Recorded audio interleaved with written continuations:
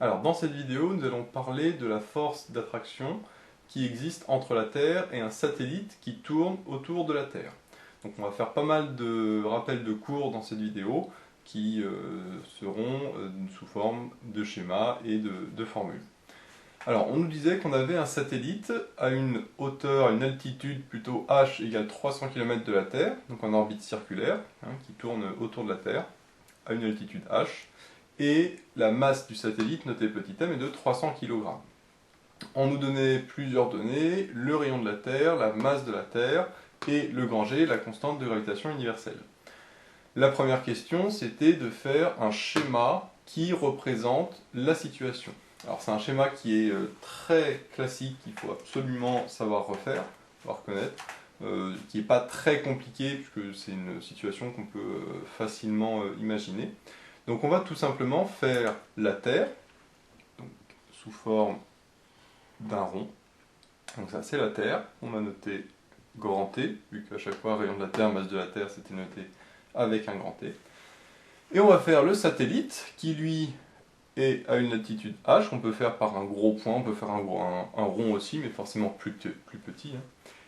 Voilà, et ça c'est le satellite qui fait une orbite circulaire. Alors, on va pas représenter ce que ici ça sert à rien. Par contre, on va mettre les données de l'énoncé sur le schéma. Alors, on disait que le satellite va à une altitude h, enfin est à une altitude h de la Terre. Alors, les 300 km, quand on parle de 300 km d'altitude, c'est pas par rapport au centre de la Terre, c'est par rapport à la surface de la Terre. De toute façon, déjà, le rayon de la Terre, lui, ici, il fait 6400 km, donc là on peut mettre déjà RT. Donc là déjà entre là et là, il y a 6400 km, donc 300 km, c'est pas depuis le centre de la Terre, 300 km, sinon on arriverait ici. Donc le satellite, lui, il n'est pas à l'intérieur de la Terre, il est en dehors. Donc les 300 km, c'est toujours à partir de la surface de la Terre, du coup, hop, comme ça. Donc là ici on a petit h, d'accord, si on fait ici en pointillé, le segment qui part du centre de la Terre et qui relie le satellite. Et le H, c'est entre la surface de la Terre et le satellite. La masse petit m, ça c'est celle du satellite. Par contre, mt, la masse de la Terre, c'est la masse de la Terre ici. Le rayon de la Terre, on l'a mis, et le grand G, ça, ce sera juste dans la formule. Donc voilà la schématisation de la situation. Le RT, je l'ai mis ici pour que ce soit plus simple, mais en fait, il est également ici sur les pointillés. Ça va être important, on va voir, pour la suite du calcul. Alors, on nous demandait ensuite d'exprimer donc, le vecteur force de la Terre sur le satellite, c'est-à-dire la force que la Terre exerce sur le satellite. Ça, on avait vu dans le cours que quand on a deux planètes ou deux satellites, ou une planète, un satellite, ou en tout cas dans l'espace des choses qui sont très volumineuses, avec une masse assez importante, comme ici par exemple, et ben on a une force entre ces deux éléments, ces deux satellites, ces deux planètes, etc., qui va dépendre notamment de la masse des éléments et de la distance entre ces éléments.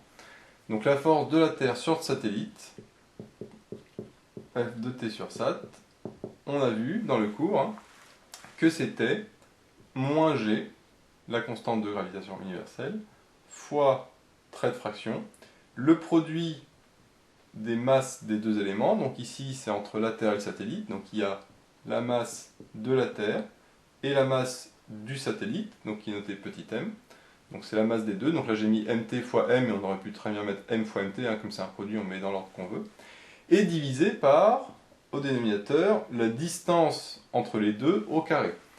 C'est-à-dire la distance entre les centres des deux éléments. Ici, les deux éléments, c'est la Terre et le satellite. Donc c'est la distance entre la Terre et le satellite, mais entre le centre de la Terre et le centre du satellite. Comme le satellite, on l'a représenté par un point, il n'y a pas de problème. Par contre, pour la Terre, c'est pas la surface de la Terre, c'est le centre de la Terre. Donc ici, la distance qu'on note parfois petit d, le petit d, en fait, c'est tout ça, c'est la distance de là à là. Or, comme on a dit, en fait, pour aller de là à là, et bien ici, les pointillés représentent RT, le rayon de la Terre, et après on a l'altitude H, ici, qui est l'altitude du coup entre, la surface de la Terre et le satellite. Et donc cette distance D, En fait, elle vaut tout simplement RT plus H. Ça, c'est assez classique comme formule, hein. Quand on a l'altitude du satellite, et bien, la distance entre le centre de la planète et le satellite, c'est R plus H. R, le rayon de la planète, plus H, l'altitude du satellite. Donc voilà, ici c'est RT puisque c'est le rayon de la Terre.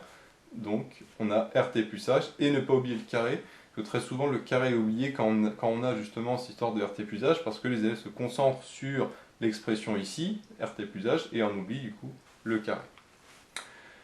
Maintenant, dernier élément, c'est le vecteur, parce qu'on rappelle qu'ici on voulait exprimer la force, mais sous forme vectorielle. Alors, nous on veut le vecteur force, qu'on va représenter après sur le schéma. Et si on a un vecteur force à gauche, forcément il faut un vecteur force ici.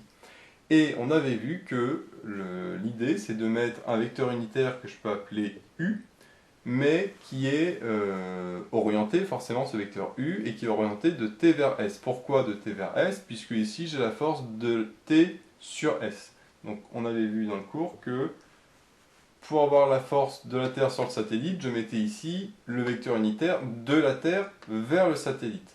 Mais il ne faut pas oublier que là ici on fait la force de la Terre sur le satellite. Or le satellite, si je le mets ici, par exemple, hein, hop, la force que la Terre va exercer sur le satellite, elle va être attractive. On a vu que la force d'attraction universelle, hein, comme son nom l'indique, c'est une force d'attraction. Donc cette force, elle est dirigée vers la Terre.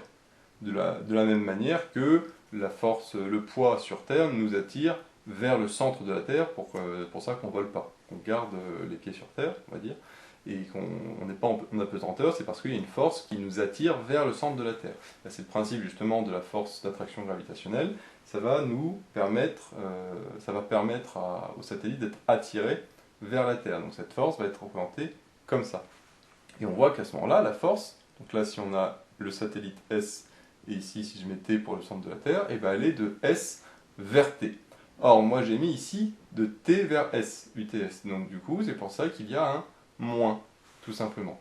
Ça c'est ce qu'on avait vu. Pour que ce soit plus simple à retenir, on garde l'ordre ici et là, c'est-à-dire la force de la Terre sur S, et ben on met ici TS, mais comme en fait c'est dans l'autre sens, et ben on met un moins. Donc ça c'est au niveau de l'expression vectorielle bien sûr, hein. Si on ne met pas de vecteur, il n'y a pas de moins et puis il n'y a pas de vecteur ici. Donc avec le UTS, hein, le UTS c'est un vecteur unitaire de T vers S. Donc souvent il est donné dans l'énoncé ce UTS. S'il n'est pas dans l'énoncé, bah à ce moment-là c'est nous qui le rajoutons. Donc unitaire de T vers S, c'est-à-dire qu'en fait le vecteur U il est dans ce sens-là par exemple, hein, de T vers S, mais comme on voit que la force est opposée dans l'autre sens, et ben en fait nous on met un moins puisque les deux vecteurs ne sont pas dans le même sens. Donc voilà un petit peu hein, comment trouver l'expression de la force de la Terre sur le satellite. C'est tout simplement en appliquant la formule, hein, c'est-à-dire moins g fois la masse des deux, hein, le produit des deux masses, donc ici la masse de la Terre et la masse du satellite, divisé par la distance au carré entre les deux, qui ici est RT plus H, et selon le vecteur UTS. Donc maintenant on peut tracer cette force sur le schéma.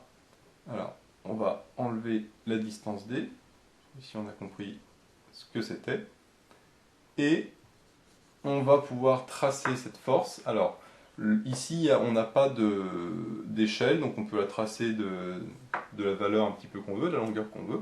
Et donc cette force, elle part forcément du satellite, parce que c'est la force que la Terre exerce sur le satellite, donc la force, le point d'application ça va être le satellite. Et on a dit que c'était attractif, donc vers l'intérieur, et donc on peut faire par exemple quelque chose comme ça. Donc ça c'est F de T sur SAT, parce qu'on a noté F de T sur SAT, donc la force de la Terre sur le satellite. Donc là je l'ai fait partir de là à là, alors ça se confond un petit peu avec le H, hein, mais c'est pas grave, avec des couleurs ce serait plus simple. Mais en gros voilà l'idée si on demande de tracer. Voilà. A l'inverse, hein, la force du satellite sur la Terre c'est le même, mais en sens inverse, hein, donc il partirait d'ici, et ce serait la même longueur par contre, mais dans le sens opposé, donc orienté cette fois-ci vers le satellite.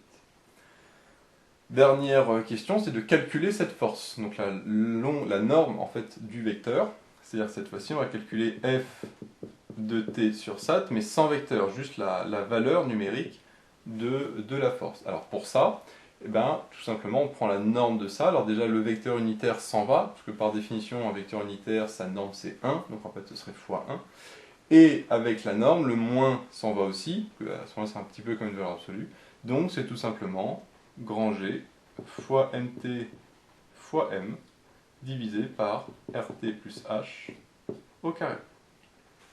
Donc voilà, tout simplement, hein, l'expression de la force en termes de normes, hein, quand on fait l'application numérique. Et donc quand on remplace, le G, là c'est 6,67 fois 10 puissance moins 11, ça c'est dans les noms énoncés, il n'y a pas à le savoir. C'est bien en newton mètre carré kilogramme moins 2, donc c'est bien les unités de base. Ensuite pour les masses, comme on est en physique, elles sont en kilogrammes. En chimie, généralement elles sont en grammes, mais là en physique elles sont en kilogrammes. Et ici elles sont bien en kilogrammes, parce qu'on a 6,0 fois 10 puissance 24 kg pour la Terre et 300 kg pour le satellite. Par contre, pour les rayons et l'altitude, là, il faut que ce soit en mètres, parce que l'unité de base, c'est le mètre. Or, quand on regarde, eh ben, on a une altitude en kilomètres et le rayon de la Terre en kilomètres. Alors, c'est très classique d'avoir des distances en kilomètres dans ce genre de chapitre, puisque quand on est dans l'espace, les distances sont forcément très grandes, donc c'est toujours plus simple de les mettre en kilomètres qu'en mètres. Donc, il ne faut pas oublier, surtout, de convertir les distances en mètres. Donc ici, le rayon de la Terre, c'est 6400 donc fois 10 puissance 3, puisque c'est en mètres, on a des kilomètres, c'est fois 10 puissance 3 pour mettre en mètres. Et les 300 km, c'est pareil, c'est 300 fois 10 puissance 3. Et là, très attention à bien mettre le carré, parce que très souvent les élèves oublient de mettre le carré parce qu'ils se concentrent sur la conversion, donc de mettre les kilomètres en mètres, et comme ils se concentrent sur la conversion, ils oublient qu'il y avait un carré. Très souvent, il y a une erreur à ce niveau-là, mais voilà, il ne faut pas oublier qu'il y a toujours un carré qui est là. Et si on fait l'application numérique, normalement on trouve 2,67 fois 10 puissance 3 newton. Alors il nous faut 3 chiffres significatifs, puisque là il y en a 3, là il y en a 3, là il y en a 3, là il y en a 4, là il y en a 3. Donc du coup on en a 3. Et donc ça nous donne la force de la Terre sur le satellite qui est égale à 2,67 fois 10 puissance 3 newton. Voilà, une force assez importante, mais qui est somme toute logique. Alors, pourquoi est-ce qu'elle serait logique? Parce que si le satellite était au niveau de la Terre, à ce moment-là, la force correspondrait au poids. Comme ça, on verra ça dans une autre vidéo. Et le poids, on sait que c'est mg, avec le g qui vaut à peu près 10. Donc le poids, qui est en fait l'équivalent de la force d'attraction, serait égal à la masse, donc 300 fois 10, c'est-à-dire 3000 kg. Donc à ce niveau-là, la force serait de 3000 newtons, pardon. La force serait de 3000 newtons. Et plus on s'éloigne de la Terre, plus normalement cette force est petite, puisque l'attraction de la Terre est plus faible. Or, ici, on voit que c'est 2670 newtons, et donc on est bien plus petit que les 3000 newtons que si on était à la surface de la Terre. Donc c'est logique, on est plus petit, mais en même temps on n'est pas trop petit, puisque là on est qu'à 300 km d'altitude, donc on trouve une force logique. Donc voilà, on verra dans une autre vidéo, cette fois-ci, quand on est sur Terre, au niveau du poids, c'est-à-dire que la force d'attraction gravitationnelle, en fait, cette fois-ci, correspondra au poids P qui vaut m fois g. Donc voilà, j'espère que cette vidéo vous sera utile. N'hésitez pas à vous abonner pour être au courant des nouvelles vidéos qui sortiront. J'ai mis le lien vers l'énoncé de l'exercice dans la description, avec d'autres exercices sur la force d'attraction gravitationnelle. J'ai également mis le lien vers la page Tipeee où vous pouvez soutenir Méthode Physique. Et moi, je vous dis à bientôt pour une nouvelle vidéo.